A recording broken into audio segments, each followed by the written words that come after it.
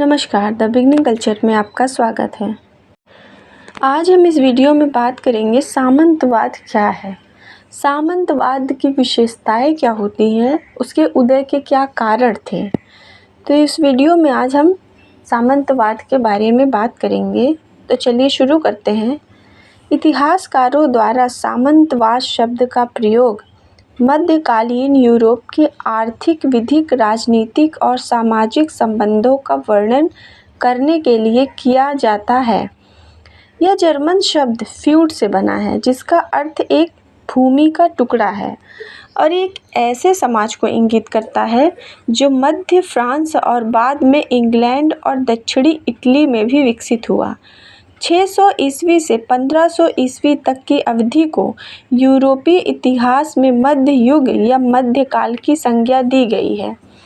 विशेष रूप से पश्चिमी यूरोप में इस अवधि के दौरान कई सामाजिक और आर्थिक परिवर्तन हुए। मध्यकाल के दौरान पश्चिमी यूरोप में ऐसी सामाजिक व्यवस्था विकसित हुई जो शेष विश्व से बहुत भिन्न थी। इसे सामंतवाद के नाम से जाना जाता है। सामंतवाद शब्द फ्यूड शब्द से निकला है, जिसका अर्थ भूमि का सशस्त्र स्वामित्व होता है। सामंतवाद ऐसी नई सामाजिक और आर्थिक व्यवस्था थी जो मध्यकाल में पश्चिमी यूरोप में तथा आगे चलकर यूरोप के अन्य भागों में प्रचलित हुई। इसके अंतर्गत समाज में वर्गों का विभाजन कठोर था। राजनीतिक रूप से देखें तो यहाँ कोई केंद्रीय शक्ति नहीं थी और ग्राम आधारित अर्थव्यवस्था का प्रचलन था। इस प्रकार ग्राम आधारित अर्थव्यवस्था वस्तुतः आत्मनिर्भर थी और अधिशेष उत्पादन बहुत कम था, जिससे व्यापार की संभावना न्यून हो गई थी। अतः व्यापार एवं शहरों के पतन को इसकी एक विशेषता के रूप में देखा गया है। सामंतवाद के अंतर्गत केंद्रीय राजनीतिक शक्ति के अभाव के कारण बहुत सारे सामंतों का राजनीतिक वर्चस्व कायम था, जो राजनीतिक, सामाजिक एवं आर्थिक मामलों को नियंत्रित करते थे। इस समय राजा बहुत शक्तिशाली नहीं था। सामंत किसानों का शोषण करते थे और सर्फडम सामंतवाद की महत्वपूर्ण विशेषता बन गई थी। इसके अतिरिक्त यूरोप में चर्च का प्रभाव धार्मिक मामलों में से परे भी विस्तृत था। आर्थिक संदर्भ में सामंतवाद एक तरह के कृषि उत्पादन को इंगित करता है जो सामंत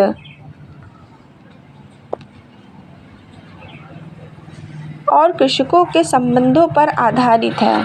कृषक अपने खेतों के साथ साथ लॉर्ड के खेतों पर कार्य करते थे। कृषक लॉर्ड को श्रम सेवा प्रदान करते थे और बदले में वे उन्हें सैनिक सुरक्षा देते थे। इसके साथ साथ लॉर्ड के कृषकों पर व्यापक न्यायिक अधिकार भी थे। इसलिए सामंतवाद ने जीवन के न केवल आर्थिक बल्कि सामाजिक और राजनीतिक पहलुओं पर भी अधिकार कर लिया। यद्यपि इसकी जड़ें रोमन साम्राज्य में विद्वान प्रथाओं और फ्रांस के राजा शार्ल के काल में पाई गई, तथापि ऐसा कहा जाता है कि जीवन के सुनिश्चित तरीके के रूप में सामंतवाद की उत्पत्ति यूरोप के अनेक भागों में 11वीं सदी के उत्तरार्ध में हुई। सामंती व्यवस्था में अर्थव्यवस्था ग्राम आधारित थी और ये ग्राम आत्मनिर्भर थे। इस अवधि के दौरान कस्बों के साथ व्यापार में गिरावट आई। शक्ति का मुख्य स्रोत भूमि थी, न कि मुद्रा। किसान सामंत की भूमि पर काम करते थे, जिसे कई जागीरों या मैनरों में संगठित किया गया था। प्रत्येक मैनर में एक गढ़, किसानों के लिए काम करने हेतु खेत, किसानों के रहने के लिए घर, किसानों के लिए गैर कृषि वस्तुओं का उत्पादन करने हेतु कार्यशालाएं और लकड़हारों हेतु लकड़ी काटने के लिए साझा जंगल होते थे। मैनर में जो भी उत्पादन होता था उसका सामंत और निवासियों द्वारा उपभोग किया जाता था, जबकि इसमें से बहुत कम वस्तुओं का व्यापार किया जाता था। मैनर के श्रमिकों में सर्फ और काश्तकार किसान सम्मिलित थे। खेत छोटे छोटे भूखंडों में विभाजित थे। हालांकि भूमि का कुछ भाग काश्तकारों को दिया गया था, जो सामंत को कर के रूप में उपज के एक हिस्से का भुगतान करते थे। शेष भूमि सामंत के अधीन होती थी। आगे बात करते हैं कि सामंतवाद का विकास क्यों हुआ। पश्चिमी यूरोप में केंद्रीय राजनीतिक शक्ति के अभाव के कारण सामंतवाद का विकास हुआ, क्योंकि इस समय पश्चिमी यूरोप कई छोटे और बड़े राज्यों में बिखर गया था। ऐसी व्यवस्था में स्थानीय सामंत राजा की तुलना में अधिक शक्तिशाली हो गए और सामाजिक मामलों को नियंत्रित करने लगे। सामंती पदानुक्रम में शीर्ष पर राजा होता था। राजा के नीचे सामंत लोग भी अधिपति सामंत और अधीनस्थ सामंतों के पदानुक्रम में व्यवस्थित होते थे। प्रत्येक सामंत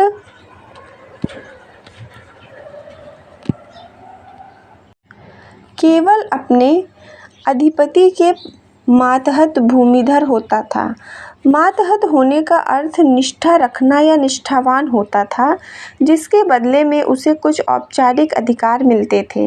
यह पदानुक्रमित प्रणाली अलंघनीय थी, क्योंकि अधीनस्थ सामंत केवल अपने तत्कालिक अधिपति के आदेशों का पालन करता था, न कि पदानुक्रम और ऊंचे सामंतों का। इस प्रकार दोहरे कमान की एक ऐसी व्यवस्था विकसित हुई जिसमें केवल दो क्रमागत स्तरों के मध्य ही विभिन्न प्रकार के संबंध विकसित हुए। राजा केवल ड्यूक और अर्ल को आदेश दे सकता था, जो अपने अधीनस्थ सामंतों को आदेश देते थे। ड्यूक और अर्ल को बैरन से सैन्य सहायता मिलती थी, जो सैन्य जनरलों की भांति होते थे, जो आगे नाइट्स पर निर्भर होते थे, जो वास्तविक योद्धा होते थे। इसके अतिरिक्त स्वयं कोई भी सामंत अपने अधीन भूमि का प्रत्यक्ष स्वामी नहीं होता था। वह अपने अधिपति के नाम पर भूमि रखता था। इस प्रकार कानूनी रूप से सभी प्रदेश राजा के अधीन थे। केवल राजा को सामंत के बेटे को नाइट की पदवी देने का अधिकार होता था, जो तब अपने नाम के साथ सर जोड़ सकता था। प्रत्येक सामंत के पास अपने सैनिक होते थे और वह अपनी जागीर का एकमात्र अधिकार होता था। इस प्रकार कार्यात्मक शब्दों में कोई केंद्रीय शक्ति नहीं थी और राजा केवल कानूनी अर्थों में केंद्रीय शक्ति था।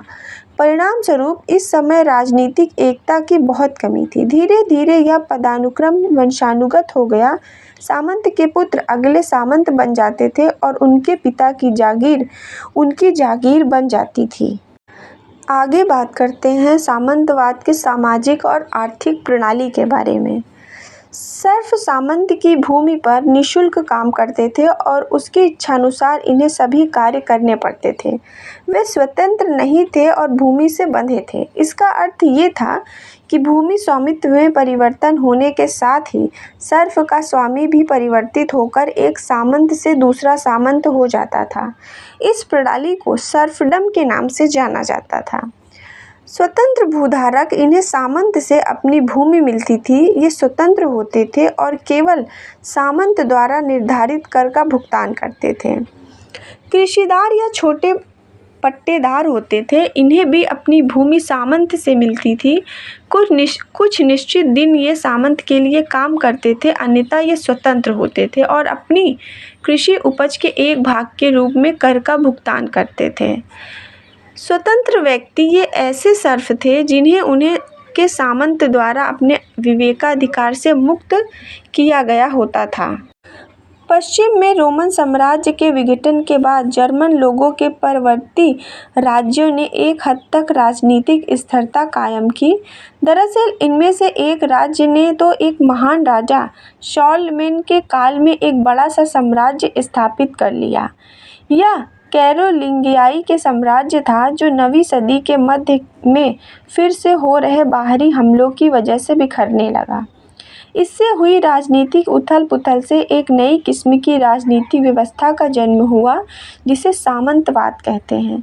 सामंतवाद राजनीतिक प्रभुसत्ता का एक श्रेणीबद्ध संगठन था।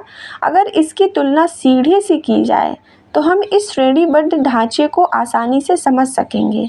इस व्यवस्था में शीर्ष पर राजा खड़ा था, उसके नीचे खड़े थे उनके बड़े सामंत को ड्यूक और अर्ल के नाम से जाने जाते थे। उनके नीचे खड़े थे छोटे सामंत जो बैरन के नाम से जाने जाते थे।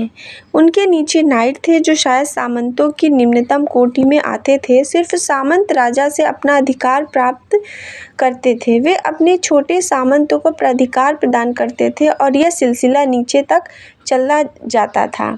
हर स्तर पर सामंत अपने से ऊपर वाले के प्रति निष्ठा जताते थे और उससे प्राधिकार पाते थे और अपने से बड़े के मातहत जागीरदार कहलाते थे। सामंत और मातहत अर्थात बड़े और छोटे सामंत के बीच के रिश्तों का यह स्वरूप पदाक्रम की सीढ़ी के शीर्ष से लेकर नीचे तक समान था। सामंत अपने अपने क्षेत्रों में सर्वशक्तिमान होते थे। जहाँ रोमन साम्राज्य में सारी शक्तियाँ राजा के हाथ में केंद्रित थी, इस व्यवस्था में राजनीतिक सत्ता व्यापक रूप से विकेंद्रित थी। नए सामाजिक राजनीतिक ढांचे की एक अनूठी विशेषता ये थी कि सामंत और मातहत के बीच का संबंध निजी प्रकृति का था। सामंत और उसके मातहत के बीच रिश्ता बनाने के लिए एक लंबा चौड़ा अनुष्ठान होता था। इस अनुष्ठान में मातहत जागीरदार जिंदगी भर सामंत की सेवा करने की कस्में खाता था। इसकी के साथ वह सामंत का संरक्षण कबूल करता था। संरक्षण महत्वपूर्ण था क्योंकि वह उथल पुथल और अस्थिरता का दौर था। संरक्षण के बदले मातहत जागीरदार को अपने सामंत को कोई तरह की सेवाएं देनी पड़ती थी। इसमें मुख्यतः सैनिक सेवा शामिल थी। इसके तहत सामंत को जब भी जरूरत पड़ती, मातहत को उसे एक खास संख्या में सैनिकों की आपूर्ति करनी होती। इसके बदले में सामंत उसे अनुदान देता था, जो आमतौर पर मातहत और उसके सैनिकों के भरण पोषण के लिए जमीनें होती थी। इस तरह के अनुदान को फीफ या यूड्म कहते हैं। इसी से यूडलिज्म शब्द विकसित हुआ। यही सामंतवाद का सैन्य पहलू है। हमने अभी सामंती व्यवस्था के विभिन्न पहलुओं का अध्ययन किया। क्या समूचे मध्यकाल के दौरान यह प्रणाली जस की तस रही? नहीं। सामंती अर्थव्यवस्था में खुशहाली और संकट के रुझान रहे। आइए इन रुझानों को शुरू से देखें। रोमन साम्राज्य के पतन के बाद ही कुछ सदियों के दौरान आर्थिक जीवन स्तर निम्न था। हम पहले से ही जानते हैं कि यह राजनीतिक परिवर्तनों और अशांति का दौर था। इस दौर की कुछ विशेषताओं में नगरीय जीवन, व्यापार और मुद्रा विनिमय में गिरावट शामिल है।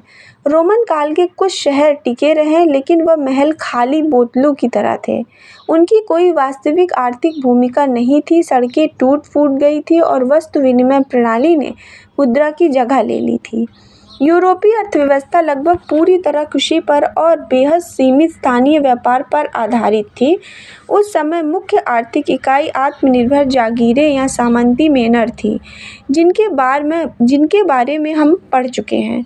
कृषि में इस्तेमाल होने वाली तकनीकी पिछड़ी थी और उपज कम थी। ये हालात करीब 10वीं सदी तक बने रहे।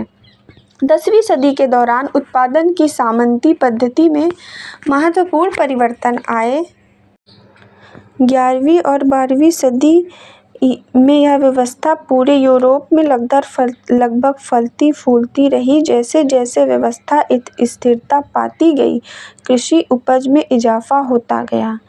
कृषि तकनीकी में सुधार एक अन्य कारक था जिसके कारण कृषि उत्पादकता में इजाफा हुआ।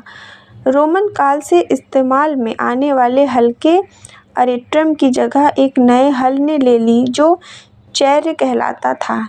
नया हल भारी था, यह पहियों से युक्त था और उसे बैलों का दल खींचता था। उसने उत्तरी यूरोप की सख्त और चिपचिपी मिट्टी को बेहतर जुताई में मदद की। खेती दो भूखंडों के तरीकों पर आधारित है, जिसमें जमीन के एक हिस्से पर खेती की जाती थी और दूसरा हिस्सा परती छोड़ दिया जाता था। बाद में इसके बजाय 3 भूखंडों का तरीका अपनाया गया। इसके तहत 1/3 जमीन परती छोड़ दी जाती, 1/3 जमीन पर शरद फसल उपजाई जाती और बाकी पर बसंत फसल लगाई जाती। सड़कों के निर्माण से व्यापार में इजाफा हुआ। नदी और समुद्री रास्ते भी व्यापार के लिए इस्तेमाल किए जाते थे। व्यापार की बहाली से भुगतान के नए तरीके जरूर हो गए, क्योंकि वस्तु विनिमय इसके लिए अपर्याप्त थे। नतीजतन लगभग 400 साल मुद्रा अर्थव्यवस्था का दौर फिर लौटा। साथ ही शहरों का बड़ा तेज विकास हुआ। लंबी दूरी के व्यापार और अगल बगल के ग्रामीण इलाकों में खेती से आई खुशहाली से उसे बड़ा बल मिला। जल्द ही शहर कुछ खास उद्यमों के लिए आने जाने लगा। आर्थिक प्रगति का यह रुझान 12वीं सदी के अंत तक अपनी चरम सीमा पर पहुंच गया। 13वीं सदी तक सामंती व्यवस्था में उल्लेखनीय परिवर्तन देखे जा सकते थे, जिसने प्रगति की प्रक्रिया उलट दी। आर्थिक प्रगति और खुशहाली के काल के चलते आबादी बढ़ी। इसका मतलब हुआ सामंतों के लिए श्रम की आपूर्ति में बढ़ोतरी। इसलिए सामंतों ने उन डीमेड को अब बनाए रखना जरूरी नहीं समझा। मेनर को अब डीमेन के एक बड़े हिस्से की छोटी छोटी जोतों में बांट दिया गया और किसानों को भाड़े पर दे दिया गया। चूँकि ये जोतें बहुत छोटी थी, पहले डीमेन के विशाल भूखंड में इस्तेमाल होने वाली प्रौद्योगिकी का अब वहाँ उपयोग संभव नहीं था। साथ ही बड़ी संख्या में श्रमिकों के मौजूद होने के चलते श्रम शक्ति बचाने वाली प्रौद्योगिकी को इस्तेमाल करने वाले कुछ एक ही थे। इसके साथ ही चूँकि डीमेन खत्म हो चुके थे, किसानों से श्रम सेवा वसूलने का तरीका भी खत्म हो गया। इसलिए सामंत अब श्रम सेवा के बजाय मुद्रा या जिन्स सामंती लगान की मांग करने लगे। मुद्रा आधारित अर्थव्यवस्था, शहरी केंद्रों और व्यापार में वृद्धि ने इस विकास को बढ़ाया। श्रम सेवा में गिरावट और कृषि में प्रौद्योगिकी की गतिरोधता ने अन्य कारकों के साथ मिलकर कृषि उपज में जबरदस्त गिरावट ला दी। अनाज की किल्लत और अकाल का सिलसिला शुरू हो गया। प्लेग की महामारी का प्रकोप टूट पड़ा। इन सब के कारण अर्थव्यवस्था में एक साथ गिरावट आई। लेकिन यूरोपीय समाज 10वीं सदी ईस्वी से पहले के संकट के मुकाबले इस संकट में आसानी से उबर गया। 1450 ईस्वी के करीब अर्थव्यवस्था में बहाली का सिलसिला शुरू हो गया। यह बिल्कुल स्पष्ट है कि सामंती समाज में वर्गों का विभाजन कठोर था, जिसमें सामाजिक गतिशीलता के लिए कोई गुंजाइश नहीं थी। राजा के पास कोई वास्तविक अधिकार नहीं था और शक्तिशाली सामंत जनता, जिसमें अधिकांश लोग किसान थे, के कल्याण के लिए नहीं सोचते थे। अधिकांश उपज सामंतों द्वारा विलासितापूर्ण जीवन जीने में बर्बाद कर दी जाती थी। इस कारण समाज में आर्थिक जड़ता आ गई थी। किसानों के लिए गतिविधियों की कोई स्वतंत्रता नहीं थी, क्योंकि वे भूमि से बंधे थे और व्यक्तिगत उद्यमिता की तो कोई संभावना ही नहीं थी। इस वीडियो में हमने बात किया सामंतवाद क्या था, उसकी विशेषताएं क्या थी और उसका उदय कैसे हुआ। अगर आपको वीडियो अच्छी लगी हो तो लाइक और सब्सक्राइब करें। धन्यवाद।